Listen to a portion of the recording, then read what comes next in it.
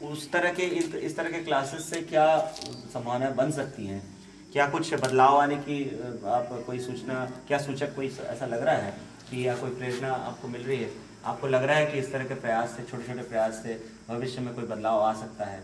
और आप लोग किस तरह से, क्योंकि ये बाहर से आकर लगातार ये कार्यक्रम शायद संभव ना हो, लेकिन आप स्वयं गांव में रहते हुए इसको कैसे आगे बढ़ा सकते हैं? ऐसी कोई योजना आपके दिमाग में आती हो? आप हैं, आपके मित्र परमेश्वर जी हैं, और आपका नाम रामकृष्ण है, और इस तरह से आप कृष्ण कुमार साहू हैं, और उधर ईश्वर जी, इधर आपका नाम क्या है? भागीरथी साहू। सवेरे भागीरथी जी आपके साथ योग कर रहे थे, तो ये एक बढ़िया शुरुआत भी हो चुकी है। तो आप लोग के दिमाग में कौन सी योजना है, ये जरा सबको बताएं और हम सीखें उससे। जी, मैं रविकांत साहू। मैं करीब आज से 7-8 वर्ष पूर्व ही बालकृष्ण सेवा आश्रम एवं शिक्षा समिति से जुड़ा हुआ हूँ।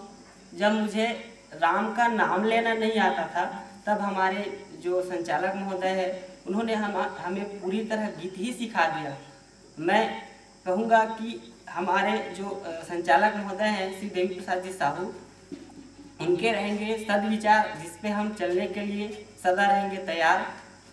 और हमारे संचालक महोदय जी के अथक प्रयास से हमारे गांव में आश्रम बना, जिससे हमें कई प्रकार की अच्छी अच्छी चीज़ें सीखने को मिली। आज इन्हीं के प्रयासों से आज हमारे समक्ष एक ऐसे शिक्षक हैं जिनकी हम उपस्थित हैं, जिनकी हम कल्पना भी नहीं कर सकते थे, और उनसे हमें बहुत सारी चीज़ें सीखने को मिली है, जो शायद हम आज से लेकर मैं पहली से लेकर के MA PUS तक पढ़ा हूँ, लेकिन आज तक मैंने ऐसी क्लासेस नहीं अटेंड किया जिससे मुझे चंद घंटों में ज़िंदगी भर के लिए कुछ ऐसी सीखने को मिला जो मेरे भाग्य को संवार सकती है।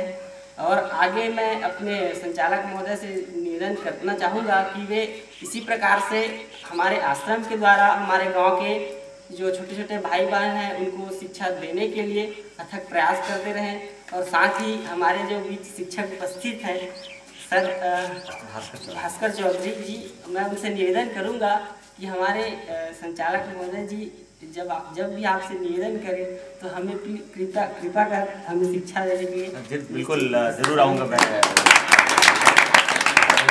ज़रूर आऊँगा। मेरी बात अभी भी, मेरे प्रश्न का उत्तर पूरा नहीं हुआ, लेकिन तुमने बहुत अच्छी बातें कही।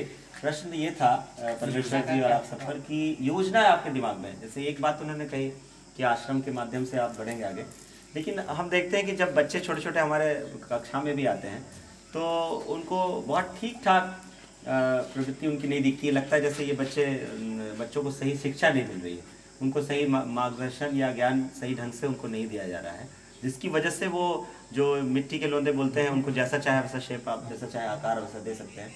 तो उनको शिक्षित करने की कोई योजना आपके दिमाग में है क्या, कि ये भविष्य में जो आप लोगों को जो माहौल नहीं मिल पाया, आप जिसको मिस कर रहे थे, वो ये मिस न करें इनको?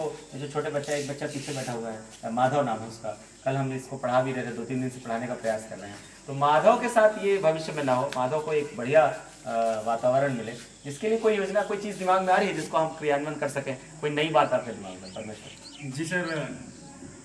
जी सर, आश्रम के द्वारा कई क्लास मतलब संचालित होते हैं, उससे हम भी मतलब थोड़ा सहयोग करके बच्चे लोगों को पढ़ाने की कोशिश करेंगे।